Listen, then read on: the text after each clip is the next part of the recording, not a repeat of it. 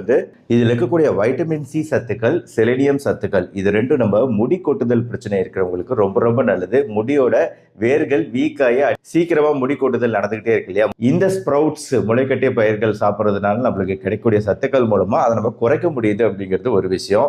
ரெண்டாவது விஷயம், நம்ம தோள்கள் வந்து நல்ல இளமையா தெரியறதுக்கு, சுருக்கம் அதிகம் இல்லாம தெரியறதுக்கு இந்த முளைக்கட்டிய தானியத்தில் இருக்கக்கூடிய வைட்டமின் பி சத்துக்களும் ஒமேகா 3 ஃபேட்டி ஆசிட் சொல்லக்கூடிய ஒமேகா 3 கொழுப்புகள், நல்ல கொழுப்புகள், இது ரெண்டும் ஹெல்ப் பண்ணுது. ஆக இளைஞர்களுக்கு ஒரு நல்ல ரீசன் கிடைச்சிருச்சு. முடிகளுக்கு, தோள்களுக்கு ரொம்ப நல்லது இந்த முளைக்கட்டிய பயிர். நீங்க நினைக்கிற மாதிரி சர்க்கரை வியாதி இருக்கிறவங்க, பெரியவங்க, அவங்க தான் இதை சாப்பிடணும் அப்படின்னு கிடையாது.